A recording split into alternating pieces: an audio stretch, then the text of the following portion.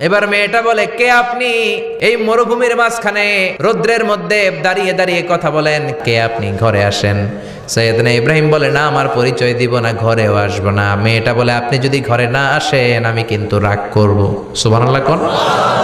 জোর করে ঘরে নিলেন, শরবত খাওয়ালেন, খেজুর খাওয়ালেন, রুটি খাওয়ালেন, মাংস খাওয়ালেন। সৈয়দনা ইব্রাহিমও চোখের পানি ছেড়ে দোয়া করলেন। ও মিয়া, এটাও মাইয়া, আগেরটাও। আহা, বেশ কম আসরা নাই। সৈয়দনা ইব্রাহিম মাথায় হাত বুলিয়ে দিয়ে দোয়া করলেন আর বললেন, তোমার স্বামী যখন বন থেকে ফিরে আসবে ফাকরাই আলাইহিস সালাম, তোমার স্বামীর একটা সালাম দিবা, আর বলবা ঘরের দরজার নতুন চৌকাঠ যেন জীবনেও না পাল্টায়। ইব্রাহিম ওনার ছেলে ইসমাইলরে দেখতে গেলেন। অনেক দিন পরে দেখতে গেলেন। ওই দিন বাড়িতে সৈয়দনা ইসমাইল বাড়িতে নাই, বনে গিয়েছে শিকার করার জন্য। বাড়িতে সৈয়দনা ইসমাইলের বিবি সৈয়দনা ইব্রাহিম ঘরের দরজার বাইরে থেকে সালাম দিয়ে বললেন, আসসালামু আলাইকুম। ভেতর থেকে কর্কশ গলায় একটা মেয়ে সালামের উত্তর দিয়ে বলল, ওয়া আলাইকাস সালাম। গলার মধ্যে কোনো মায়া নাই, মহব্বত নাই। জিজ্ঞেস করলো সৈয়দনা ইব্রাহিম, মা কেমন আছো? কাইফা হালুকি ইয়া উম্মি। মেয়েটা কয়, বেশি সুবিধার না। তোমাদের খাওয়া দাওয়া কেমন চলে? ভালো না। তোমার জামাই কই? বনে গেছে। এবার মেয়েটা বলতেছে, আমনে কেডা? সৈয়দনা ইব্রাহিম বলে, আমি কে চিনবা না? ইদা জা যাওজুকা মিনাল গাবা, স্বামী যখন বন থেকে ফিরবে ফাকরাই আলাইহিস সালাম, তোমার স্বামীর একটা সালাম দিবা। ওয়া মুরিহি আন ইয়াগাইরা আতাবাতা বাবিহি, আর বলবা ঘরের দরজার চৌকাঠটা যেন তোমার স্বামী পাল্টে দেয়। এই কথা বলে বুখারীর বর্ণনা। কিসের হাদিস? বুখারীর হাদিস। ইব্রাহিম চলে গেলেন। ইসমাইল আসার পরে বিবি বলতে আরম্ভ করছে, দুপুরবেলা একটা বুড়া আইছিল। বুড়া কে আইছিল? সৈয়দনা ইসমাইল বলে, কোন বুড়া আসছে? কি বলছে? বিবি বলে, আপনারে সালাম বলছে। ওয়া আলাইকুমুস সালাম। আর কি বলেছে? আর বলছে ঘরের দরজার চৌকাঠ যেন আপনি পাল্টে ফেলেন। এই কথা বলার পরে সৈয়দনা ইসমাইল চিৎকার দিয়ে বলে, ও কি করলি তুই? নিজের কপাল পুড়লি, নিজের কপালে নিজে কুড়াল মারলি। ও মিয়া, চোর বোঝে চোরের সিগনাল, পুলিশ বোঝে পুলিশের সিগনাল, নবী বোঝে নবীর সিগনাল, ঠিক কিনা?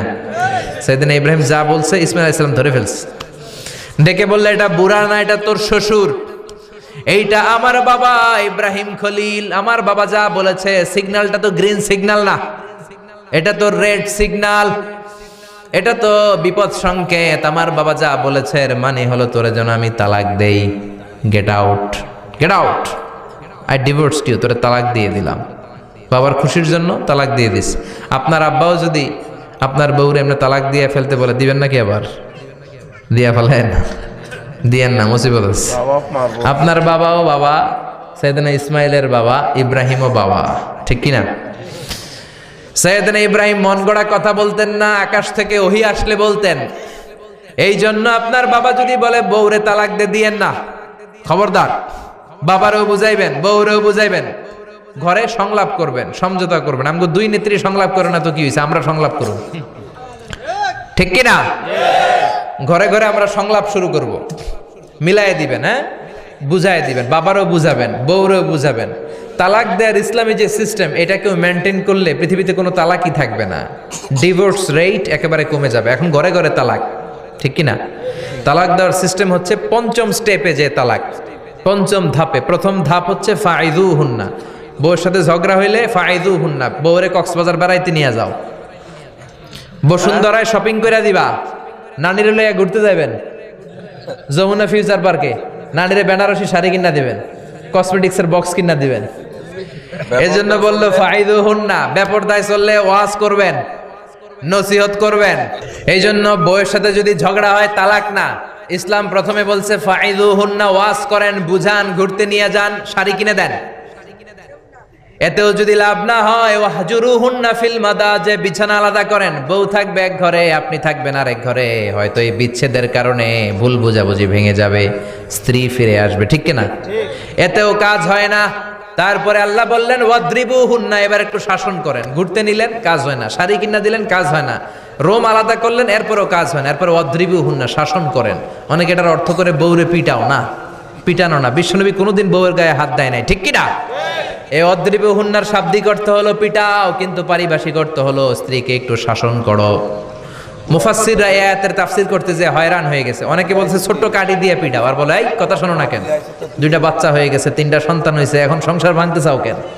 অনেক মুফাসসির বলে মেসওয়াক দিয়ে বাড়ি মারো আস্তে আস্তে। অনেক মুফাসসির কয় কোল বালিশ দিয়ে পিটাও যাতে হাত পা না ভাঙে। ঠিক কি না? ওয়াদরিবুহুন্না, শাসন করো, শাসনও যখন কাজ হয় না। তারপরে আল্লাহ বললেন ফাবাআসু হাকামাম মিন আহলিহি হাকামাম মিন আহলিহা, উভয় পক্ষের মুরব্বীরা বসবে, মিলায় দেওয়ার চেষ্টা করবে। এতও কাজ হয় না, 4টা স্টেপ শেষ, 5ম স্টেপে তালাক।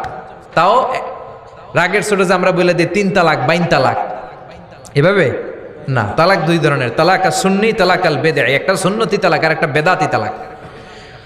বেদাতি তালাক দেয়া যাবে না, সুন্নতি তালাক দিবেন। মানে প্রতি মাসে একটা, আপনার বউয়ের যখন মাসিক হয় না, যখন পিরিয়ড হয় না, আপনার বউ যখন সুস্থ আছে, ক্লিন আছে, তখন 1 তালাক। 1 মাসের মধ্যে ফিরে আনার সুযোগ আছে না নাই? 1 মাস পরে দিবেন 2য় তালাক, 2য় মাসেও ফিরে আনার সুযোগ আছে না নাই? ঘরে রাখবেন, হয়তো বিবিরে দেখে আপনার মনে ভালোবাসা জমবে, বিবির মন নরম হয়ে যাবে, বিবিকে ফিরে আনা যাবে। 3য় মাসে 3 তালাক যখন দিবেন, আর ফিরে আনার সুযোগ নাই। এটাকে বলে আত-তালাক আল বাঈন আল বাইনুনা। এরপরে আর ফিরে আনার সুযোগ নাই। এই প্রসিডিউরগুলো যদি মেনটেন করেন, তালাক হবে? তালাক হওয়ার সুযোগ আছে? এজন্য এগুলো মেনটেন করে তালাক দিবেন, ডিভোর্স রেট কমে যাবে। ওমরে ফারুকের জামানায় এক লোক তার স্ত্রীকে 100 তালাক দিছে। কয় তালাক? এরকম ডাকাত বাংলাদেশও আছে না নাই? 100 তালাক দিছে। এখন ওয়াইফ যে ওমরে ফারুককে বিচার দিছে, ওমরে ফারুক বলল তোমার হাজবেন্ডকে ডেকে আনো। ডেকে আনা হলো, কিরে কয় তালাক দিছস? কয় 100 তালাক। দিবি 3 তালাক, 100 তালাক দিছস কেন? কয় মেজাজ গরম আছিল।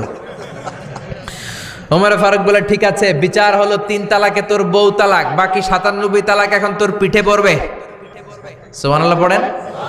এরকম যদি মাইট দেওয়া যেত জায়গা মতো, সব তালাক বন্ধ হয়ে যেত। চিল্লায় বলেন ঠিক কি না?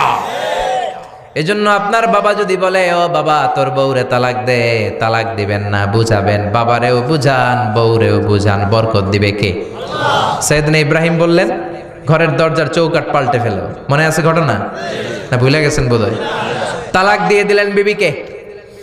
নতুন সংসার শুরু হলো, আরেকটা বংশীয় নেককার মেয়েকে বিয়ে করলেন। 3 বছর পর সাইয়েদনা ইব্রাহিম আবার বেড়াতে আসলেন। আজকেও সাইয়েদনা ইসমাইল বাসায় নাই। সাইয়েদনা ইব্রাহিম সালাম দিলেন, আসসালামু আলাইক। এবার জাদুমাখা কণ্ঠে, কুকিল কণ্ঠে, মোলায়েম কণ্ঠের একটা মেয়ে ঘরের ভেতর থেকে বলে ওয়ালাইকুমুস সালাম। ওয়ালাইকুমুস সালাম। সাইয়েদনা ইব্রাহিম বললেন কাইফা হালুকি ইয়া উম্মি, মা কেমন আছো বলো বলো। মেয়েটা বলে আলহামদুলিল্লাহি আলা কুল্লি হাল, সব অবস্থায় আলহামদুলিল্লাহ। সুবহানাল্লাহ পড়েন। সংসার কেমন চলে? কয় খুব ভালো। খাওয়া দাওয়ার অবস্থা কি? কয় আরো ভালো। এবার মেয়েটা বলে কে আপনি? এই মরুভূমির মাঝখানে রৌদ্রের মধ্যে দাঁড়িয়ে দাঁড়িয়ে কথা বলেন, কেউ তো কোনোদিন আমাদের খোঁজ নিতে আসে না, কে আপনি? ঘরে আসেন। সাইয়েদনা ইব্রাহিম বলে না, আমার পরিচয় দিব না, ঘরেও আসবো না। মেয়েটা বলে আপনি যদি ঘরে না আসেন আমি কিন্তু রাগ করব। সুবহানাল্লাহ কোন। জোর করে ঘরে নিলেন, শরবত খাওয়ালেন, খেজুর খাওয়ালেন, রুটি খাওয়ালেন, মাংস খাওয়ালেন। সাইয়েদনা ইব্রাহিমও চোখের পানি ছেড়ে দোয়া করলেন, ও মিয়া এটাও মাইয়া আগেরটাও। আহা, বেশ কম আছে না নাই? সাইয়েদনা ইব্রাহিম মাথায় হাত বুলিয়ে দিয়ে দোয়া করলেন আর বললেন ইযা জাআ যাওজুক মিনাল গাবা, তোমার স্বামী যখন বন থেকে ফিরে আসবে, ফাকরাই আলাইহিস সালাম, তোমার স্বামীর একটা সালাম দিবা। ওয়া মুরিহি আন ইউসবিতা আতাবাতা বাবিহি, আর বলবা ঘরের দরজার নতুন চৌকাঠ যেন জীবনেও না পাল্টায়। চলে গেলেন। ইসমাইল আসলেন। বেবি বলল নুরানি চেহারার এক আল্লাহর ওলির মতো মুরব্বী লোক আসছিল। মুরব্বী আসছে শুনে ইসমাইল তো ভয় পেয়ে গেলেন। কিরে, আগে তো একটা ঘটনা ঘটছে, ঠিক কিনা? কেমন আচরণ করেছিস বল। বিবি বলে আপনি ভয় পাবেন না, আমি খুব ভালো আচরণ করেছি, আপ্যায়ন করেছি। তিনিও খুশি হয়ে আমার মাথায় হাত বুলিয়ে দোয়া করে দিয়েছেন আর বলেছেন ঘরের দরজার নতুন চৌকাঠ যেন জীবনেও আপনি না পাল্টান। সুবহানাল্লাহ। সাইয়েদনা ইসমাইল বিবিকে জড়িয়ে ধরলেন। বিবিকে জড়িয়ে ধরে বললেন ও বিবি, তুই তো পরীক্ষায় গোল্ডেন এ প্লাস। কি এ প্লাস? যেই মুরব্বী লোকটা এসেছিল সাধারণ কোনো মানুষ নয়, তোমার শ্বশুর আমার বাবা ইব্রাহিম খালিল। আমার বাবা যেই কথা বলে গিয়েছেন, যে ইঙ্গিত দিয়েছেন, এটা তো গ্রিন সিগন্যাল। আমার বাবা বলেছেন তোমার যেন কোনোদিন তালাক না দেই, তোমার যেন ছেড়ে না দেই। এই যে তোমার হাতটা দুনিয়ার বুকে ধরলাম, জান্নাতে যেন তোমার হাত ধরে এই দুজনে জান্নাতে ঢুকে যায়। এজন্য বাবা মায়ের দোয়ার দরকার আছে না নাই? মায়ের দোয়ার চেয়ে বড় দোয়া আছে নাকি? জোরে বলেন।